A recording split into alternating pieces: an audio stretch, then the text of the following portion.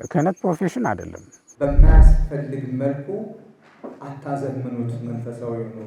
ሐዋርያት የክርስቶስን ልብ ወረሱ፣ እኛ ደግሞ የሐዋርያትን እንወርሳለን ማለት ነው። ስትረከቡ ልክ ጌታ ሲመጣ እንዲረከባችሁ እንደ አባቶቻችን ልባም እንድትሆኑ እግዚአብሔር ይርዳችሁ።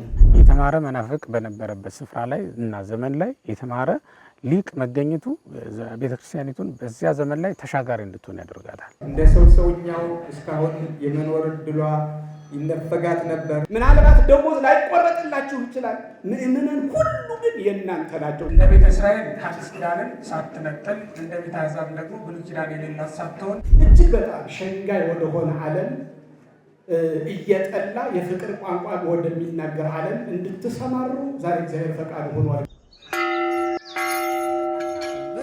በየገዳማቱ በየበረሃ ውስጥ ስለተሰደዱት ፍቅርህን በመብረት የዓለም ውዳቂ ምናምንት የሆነው ስለ ፍቅር ሲሉ ክብራቸውን ትተው እግዚአብሔር ይማረን፣ እግዚአብሔር ይማረን።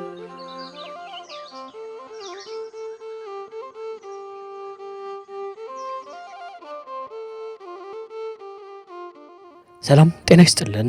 የገጸ ገዳማት ወአብነት መርሃ ግብር ተመልካቾች፣ በዛሬው የገጸ ገዳማት ወአብነት መርሃ ግብር ቆይታችን የባህር ዳር ሀገረ ስብከት የአራቱ ትርጓሜ ምስክር ጉባኤ ቤት የደቀ መዛሙርት ምርቃት መርሃ ግብርን መነሻ በማድረግ ጉባኤ ቤቶቻችን ለቅድስት ቤተ ክርስቲያን እያበረከቱት ስላለው አስተዋጽኦ በቆይታችን እናነሳለን። የማህበረ ቅዱሳን ቴሌቪዥን የዩቲዩብ ቻናልን ላይክ፣ ሼር እና ሰብስክራይብ በማድረግ መርሃ ግብሮቻችንን ተከታተሉ፣ ለሌሎችም አጋሩ እንላለን። አብራችሁን ቆዩም።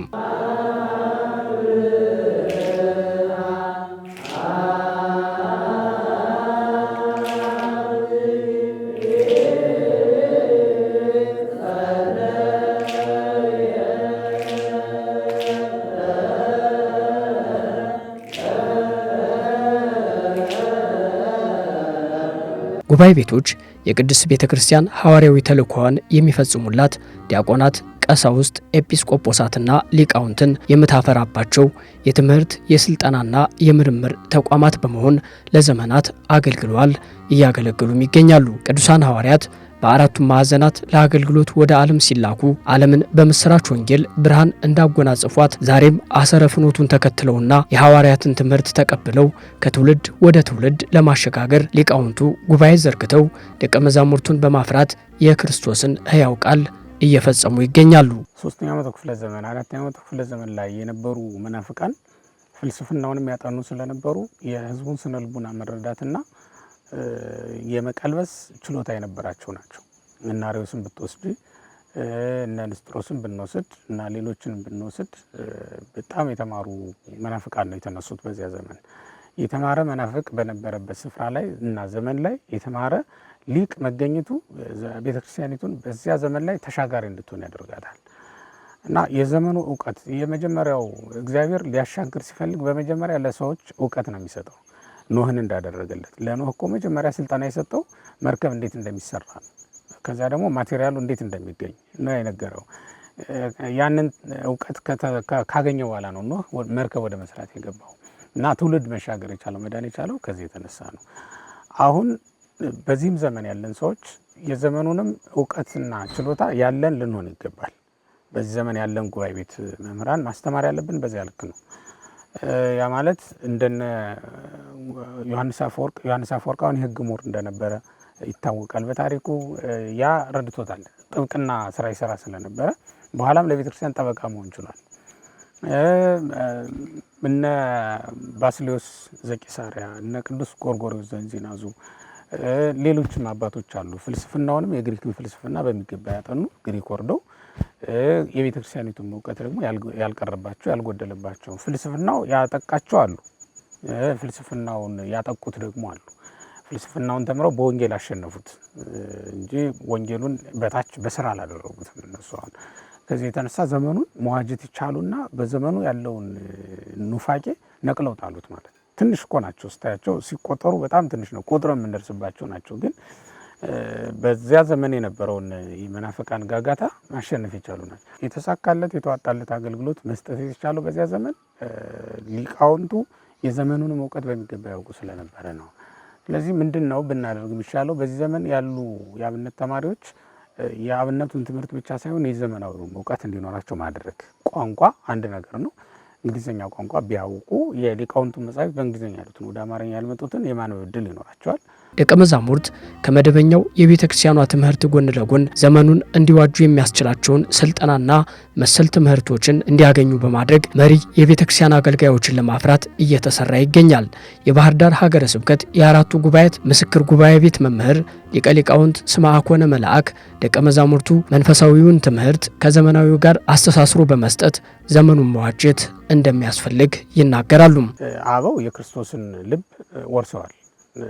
ሐዋርያው ቅዱስ ጳውሎስ እንደተናገረው ነህነሰ ህሊናሁ ለክርስቶስ ብን አይደል የሚለው እኛ የክርስቶስ ልብ አለን ብሎ እንደተናገረው ሐዋርያት የክርስቶስን ልብ ወረሱ፣ እኛ ደግሞ የሐዋርያትን እንወርሳለን ማለት ነው። አሐቲ ጉባኤ እንተ ሐዋርያት ብለን ነው የምናምነው። ቤተክርስቲያንን በዚያ መንፈስ እንዲያገለግሉ ነው እንትን የሚባለው የሚፈለገው የሚጠበቀውም እንደዛ ነው። ስናስታውስ የምናስታውሰው ደቀ መዛሙርቱንም ሰብሰብ አድርገን ነው። እዚህ አካባቢ ያሉት ይመጣሉ።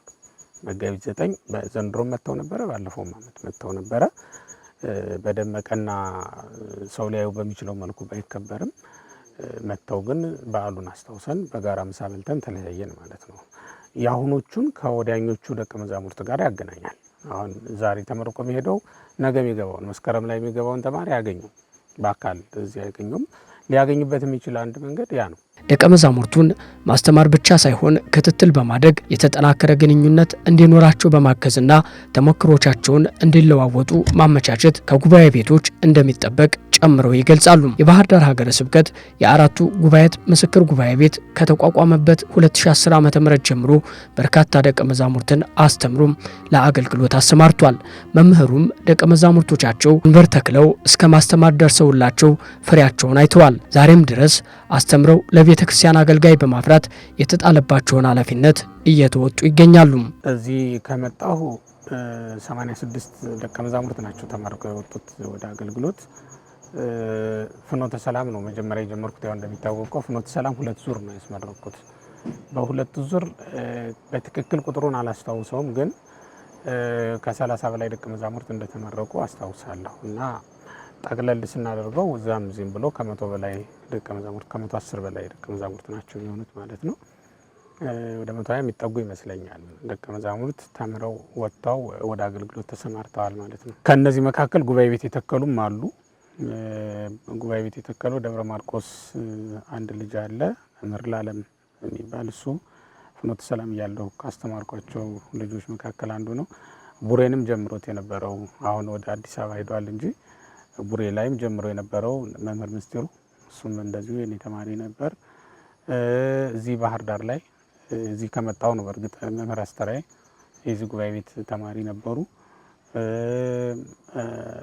ሌሎችም እንግዲህ ማላስታውሳቸው ለጊዜው በየቦታው ያሉ በአስተዳዳሪነትም በወረዳ ቤተ ክህነት እና በሀገረ ስብከት ደረጃ ልክ እንደዛው ያሉ አገልጋዮች አሉ ማለት ነው። የባህር ዳር ሀገረ ስብከት የአራቱ ጉባኤያት ምስክር ጉባኤ ቤት ሰኔ 28 2018 ዓ.ም ሊቃነ ጳጳሳት ሊቃውንተ ቤተ ክርስቲያንና ተጋባዥ እንግዶች በተገኙበት ያስተማራቸውን ደቀ መዛሙርት አስመርቋል። ጉባኤ ቤቱ ዛሬም ተተኪ መምህራንን ዘመኑን የዋጁ መሪ የቤተ ክርስቲያን አገልጋዮችን በማበርከት ላይ ይገኛል።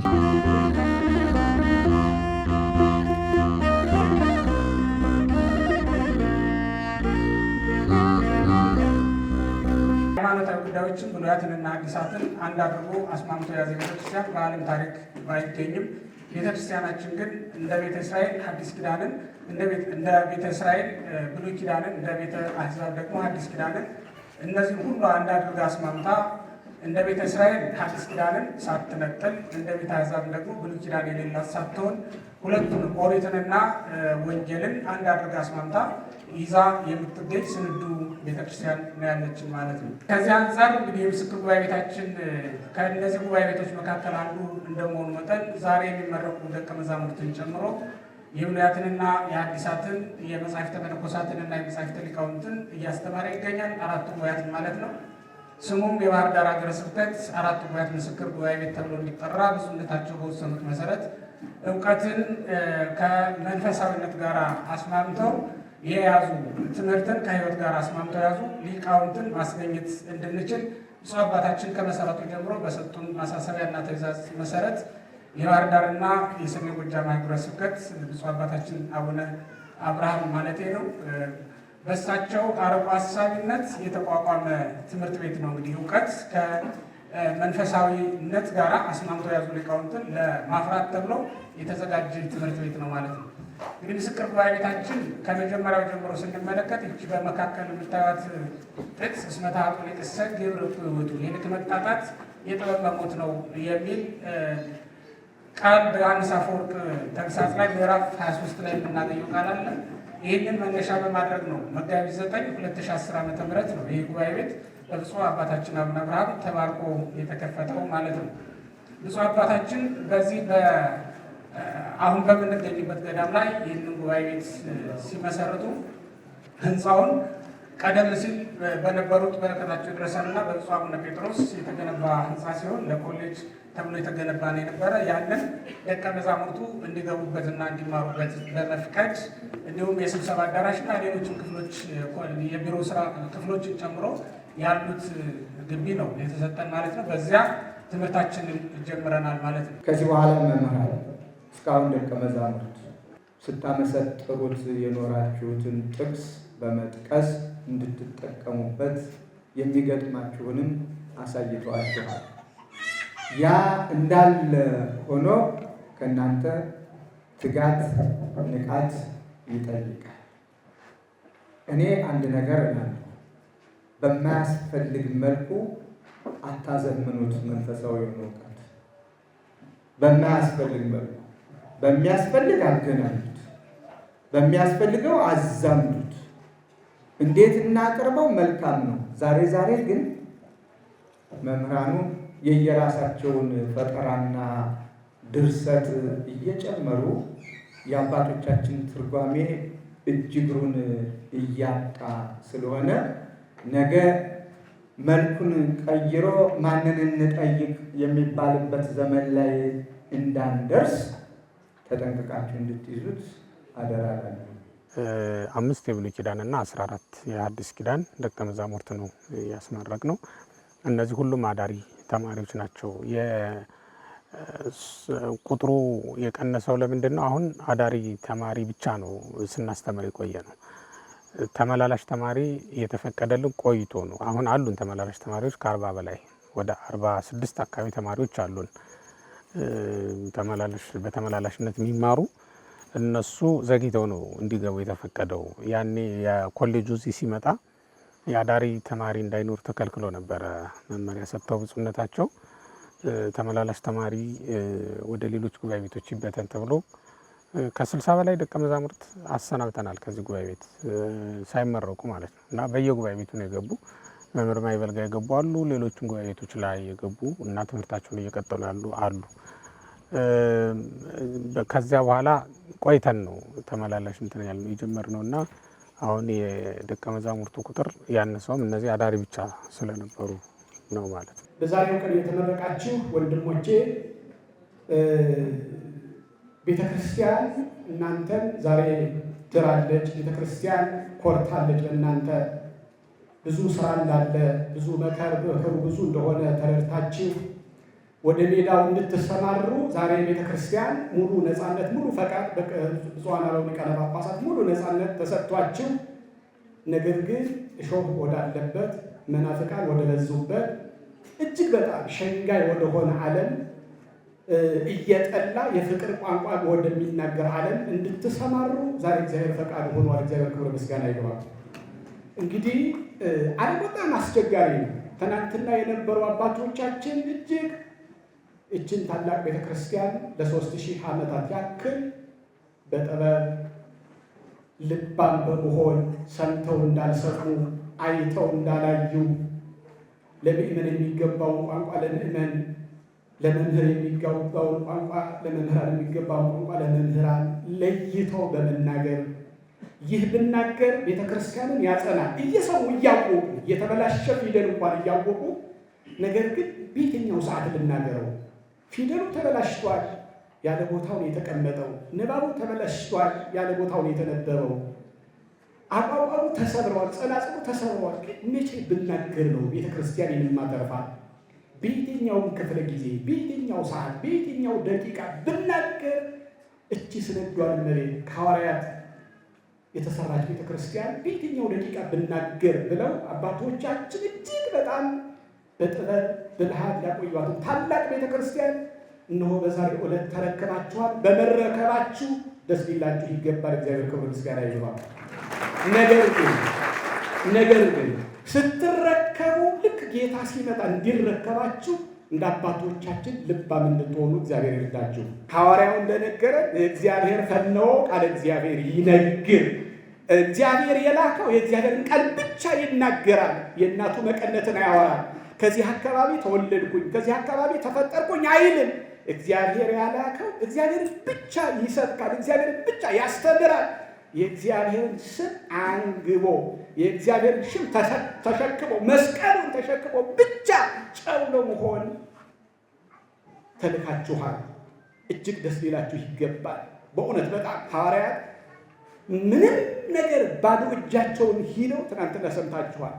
ምንም ነገር ሳይኖራቸው ነገር ግን እንዛ አለው ብነ ሁሉ ብነ ይገርማል። ሐዋርያው በእውነት በጣም ምንም ሳይኖረን ሁሉ ግን የኛ ነው። ምናልባት ደሞዝ ላይቆረጥላችሁ ይችላል። ምእመናን ሁሉ ግን የእናንተ ናቸው። እግዚአብሔር ክብር ምስጋና ይግባው። እግዚአብሔር ቸር ነው። በቸርነቱ ይህችን ቤተክርስቲያን እየጠበቃት ነው። እንደ ሰውኛው እስካሁን የመኖር ዕድሏ ይነፈጋት ነበር። አሁን ደግሞ አጽራራ ቤተክርስቲያን ድሮ ከከተማ ወደ ገጠር ነበር ለመውጣት የሚጥሩት።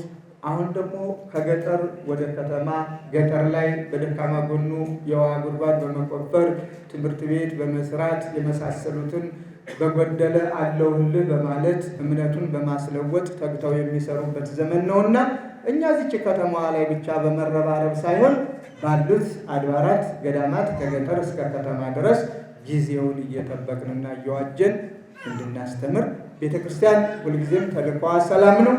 መታወቂያዋም ሰላም ነው። አገልግሎቷም ሰላም ነው። ጸሎቷም ሁልጊዜም ሰላም ለሁላችሁ ነው። ሰላም ለሁላችሁን እያለች እገሌ ወገሌ ሳትል አድሎ ሳትፈጽም የዚህ የማናባት ሳትል እንደረኞቹ ሁሉንም አስተምራ አስተባብራ ፍቅርን አስተምራ ይዛ መኖር ስላለባት በዚህ ላይ ሁላችን እንድንበረታ አደራ ነው የምለው። ቤተክርስቲያኒቱ ብዙ ጊዜ ወቅሰናታል። ብፁዓን አባቶች በተገኙበት ታላላቅ የቤተክርስቲያን መሪዎች ባሉበት ተናግረን እናውቃለን። ለጉባኤ ቤቶች የምትሰጡት ትኩረት አነስተኛ ነው በሚል በየግላችን የሚሰጠን ክብር በቂ ነው።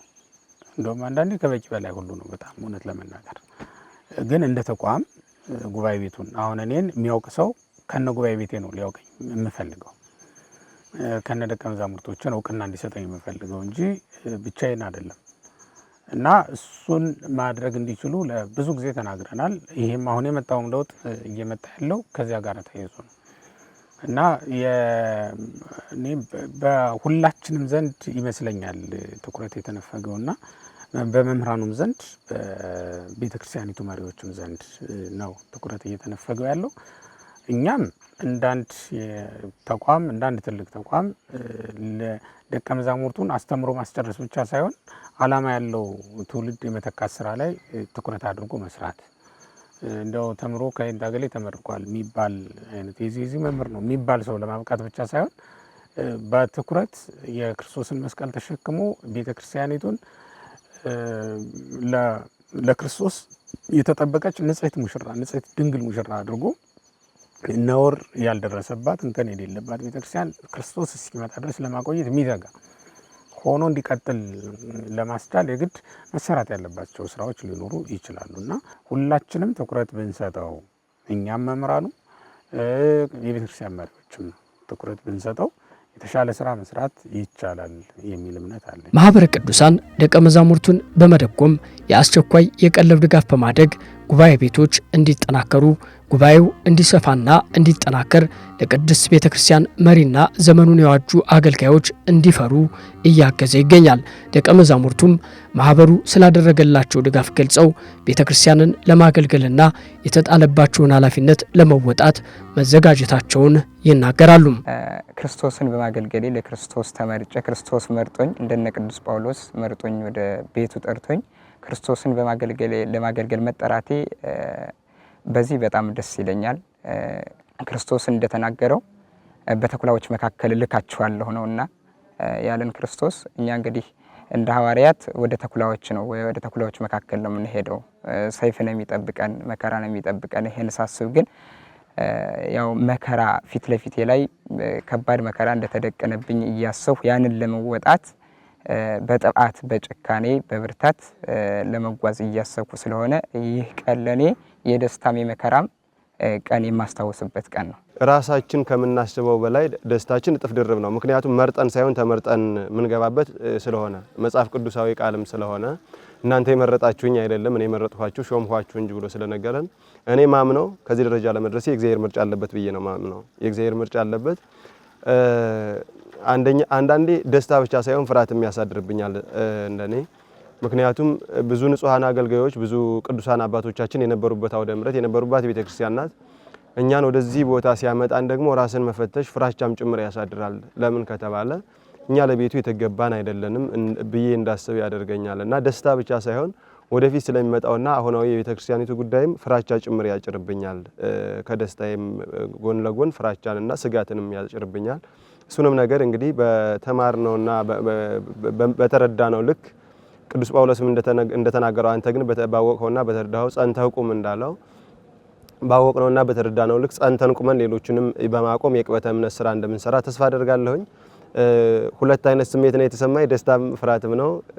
ደስታዬ ግን እግዚአብሔር በሚያውቀው ከምገልጸው በላይ ነው። እጅግ ደስ ብሎኛል። እንደው ከየኔታ ጋር የምናሳልፋቸው ጊዜዎች የኔታ በሚያደርጉልን ምክር በሚሰጡን ቦታ እኛ ልዩ ቦታ ነው የሚሰጡን የኔታ ለኛ።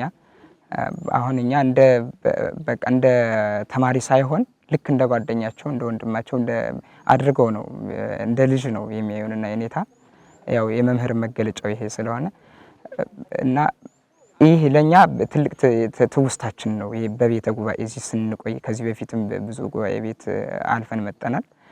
ግን ደግሞ እዚህ የኔታ ህይወት የሚገርም ነው። የተለየ ነገር ነው ያገኘነው የኔታ ጋርና ይህ ትዝታችን መቼም ቢሆን የማይረሳ ነው። አላማችን ምንድነው ከተባለ አንድና አንድ ማገልገል ነው። የምናገለግለው ቤተክርስቲያንን ነው። ቤተክርስቲያን ማለት ደግሞ ምእመን ነው፣ ሌላ ማንም አይደለም። በቃ ይሄ ምእመናንን ነው የምናገለግለው። ምእመናንን እንደምናገለግል ራሳችን ማመን አለብን። ከመጀመሪያው ስንመጣ በቃ ለአገልግሎት ተመርጠን እንደመጣ እናምናለን። አገልግሎት ደግሞ አልጋ ባልጋ አይደለም። ተግዳሮት አለው። ለተግዳሮቶቹ ደግሞ መፍትሄ የሌላቸው ተግዳሮቶች የሉም። ከእግዚአብሔር ጋር በጸሎት እግዚአብሔር እንዲያጸናን በጸሎት እየጠየቅነን ከአባቶቻችንም ስር ወድቀን ጸሎተ ማርያም እያስደገምነን የሚገጥሙንን ፈተናዎች እንወጣለን። አገልግሎታችንን በመልካም ብቻ ሳይሆን በፈተና ውስጥ እናገለግላለን ብለን ነው የምናምን። በመልካም ወይንም በምቾት እናገለግላለን ብለን አናምንም። ግን በፈተና ውስጥ ሆኖ ቢሆን ማገልገል እንዳለብን እናምናለን። በዛ ልክ ነው ለማገልገል የተዘጋጀ ነው።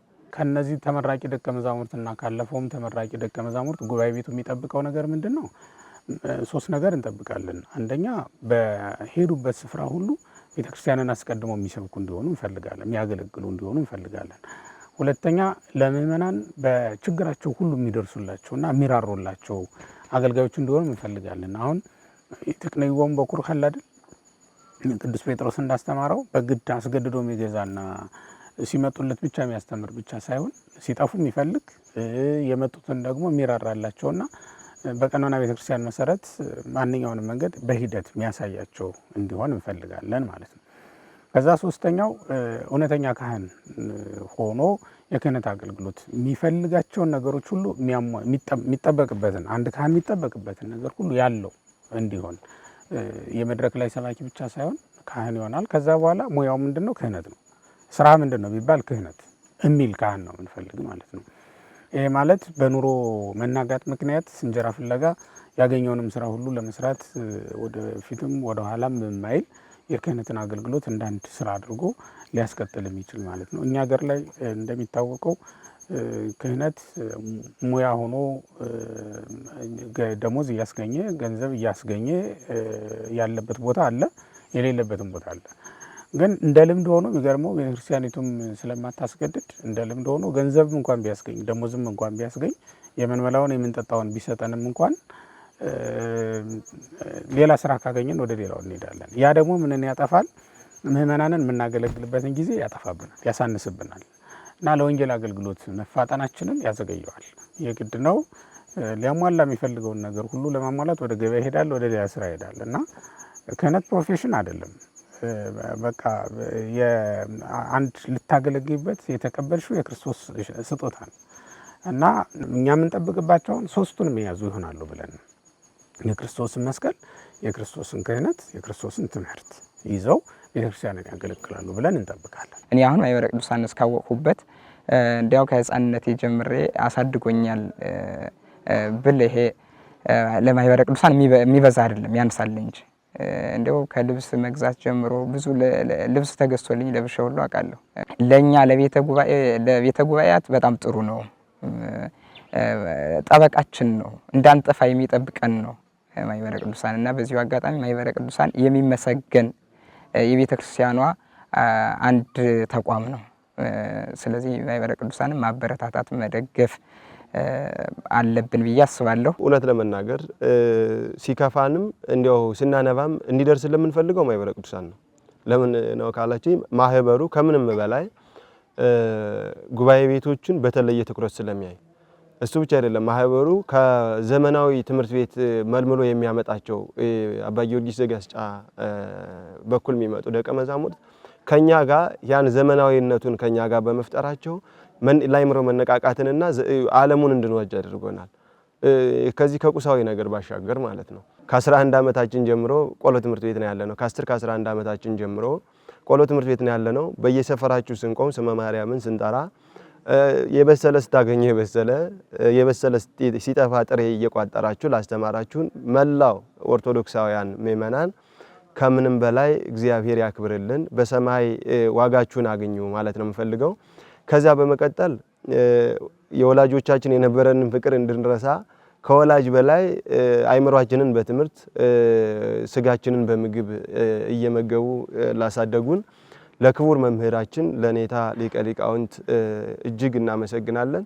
ከምንም በላይ እግዚአብሔር በሚያውቀው እኔ መምህርነት ትርጉሙ የሚገባኝ በየኔታ ነው። እርሶን ምሳሌና አርአያ አድርገን እርሶን መሆን ባንችል እንኳን መስለን እንድንኖር እግዚአብሔር አምላካችን ይርዳን ማለት ፈልጋለሁ። ከዚያ በመቀጠል በኢትዮጵያ ኦርቶዶክስ ተዋሕዶ ቤተክርስቲያን የባህር ዳርና የሰሜን ጎጃም ሀገረ ስብከት ሊቀ ጳጳስ ብፁዕ አባታችን ብፁዕ አቡነ አብርሃም ከምንም በላይ በምክር እየቀረቡ አብሬ እማራለሁ፣ በርቱ፣ ተማሩ፣ ቤተክርስቲያን እናንተን ነው የምትፈልገው እያሉ ተስፋ ሰጪ ቃላቶችንና ምንማርባቸውን ሁኔታዎች እያበረታቱ እስከ መምሪያ ኃላፊዎች እስከ ስራ አስኪያጁ ድረስ ያሉትን ሁሉ በዚህ በኩል በዚህ አጋጣሚ ማመስገን ፈልጋለሁ። ስለ ሁሉም ነገር አምላከ ቅዱሳን እግዚአብሔር አምላካችን አባቶቻችንም እናንተንም ማህበሩን መምህራችንም ጉባኤ ቤታችንም ይጠብቅልን ማለት ፈልጋለሁ። አመሰግናለሁ። እንግዲህ የቅድስት ቤተ ክርስቲያን ስርዓትና ትውፊት ሳይበረዝና ሳይከለስ ለትውልድ እንዲሻገር አገልግሎቱም እንዲጠናከርና እንዲሰፋም ጉባኤ ቤቶችን መጠበቅ፣ ደቀ መዛሙርቱንም መደገፍ ያስፈልጋል። ለተመራቂዎች መልካም የአገልግሎት ዘመን እንዲሆንላቸው እየተመኘን በሊቀ ሊቃውንት ስምዐኮነ መልእክት ተሰናበትን። ሰላም እግዚአብሔር አይለየን። ማኅበረ ቅዱሳን በሁለንተናዊ ህይወታችን ስለማይለየንና ስለሚያግዘን የሚገርመው ነገር እዚህ እኛን በኮሚቴነት የሚያገለግሉ አብዛኞቹ የማህበሩ አባላት ናቸው። እያየው ነበር በሰሞኑ የአባታችን የአባ ገብረ ኪዳንን መርሃ ግብር ነበረ። እዛም ላይ የሚያገለግሉት እነሱ ናቸው። እኛም ጉባኤ ቤት ላይ የሚያገለግሉ እነሱ ናቸው እና እዛም ሲያገለግሉ ውለው እዚህ መጥተው እኛ ጋር ደግሞ አደሩ። ሲጋግሩ ወጥ ሲሰሩ አደሩ። በመነጋው ይዘምራሉ። በማታ ወጥ ይሰራሉ፣ እንጀራ ይጋግራሉ እና በጣም ነው እየተገለገልንበት ያለው። ማህበሩ በዚህ ሊኮራ ይገባዋል። በሁለንተናዊ አገልግሎታችን በሁለንተናዊ የጉባኤ ቤት ፍላጎታችን ውስጥ አስገብተን የምንጠቀምባቸው አባላት ስላሉት ሊኮራ ይገባዋል። ደስ ይለናል። እኛም በዚህ እውነት ለመናገር የምናስተምራቸው ትምህርትም ጉባኤም ብንጠራ ፈጥነው የሚመጡልን እና ልናስተምራቸው የምንችላቸው ሰዎች ማህበሩ ያሉ ናቸውና በዚህ ደስ ይለናል። ማህበረ ቅዱሳንን በዚሁ አጋጣሚ ላመሰግን ፈልጌ ነው። እግዚአብሔር ይስጥልኝ። ከዛ ውጭ ግን በዚህ አካባቢ ያለ ባህር ዳር ላይ ከሀገረ ስብከቱ ጀምሮ ከብፁዕ ሊቀ ጳጳሱ ጀምሮ ለዚህ ጉባኤ ቤት ጥሩ መልከታ ነው ያለ። ወጣቶቹ የባህር ዳር ወጣቶች በጣም ልዩ ናቸው ለኛ በእውነቱ። በዚህ ደስ ይለናል። ወደፊት ይሄን ሁሉ ሰው አስተባብረን ነው እንግዲህ ስራ የምንሰራው። ይሄ የጋራችን ነው። ማንም ቢሆን የገሌ ነው ብሎ የሚያስበው አይደለም። የጋራ ቤታችን ነው። ኑ በጋራ እንስራ፣ በጋራ እናገልግል። በጋራ ሰው መፍጠር ነው ለቤተ ክርስቲያን የሁሉም ድርሻ የሚሆነው። እኔ ከተሳሳትኩ ታረማለሁ፣ እኔን ያርማሉ።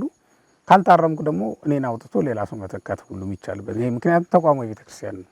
እኔ በግሌ የምፈጥረው በግሌ የማኖረው ተቋም አይደለም ይሄና በዚያ ልክ አስበን እንድንሰራ ለሁሉም ሰው ግብዣ ማስተላለፍ ፈልጋለሁ። በዚሁ አጋጣሚ በሀገር ውስጥም በውጭም ያሉ ምዕመናን እዚህ ቢሰሩ ሰው መፍጠር የሚቻልበት እድል አለና በጣም ሁሉም ሰው መጋበዝ ፈልጋለሁ። እግዚአብሔር ይስጥልኝ።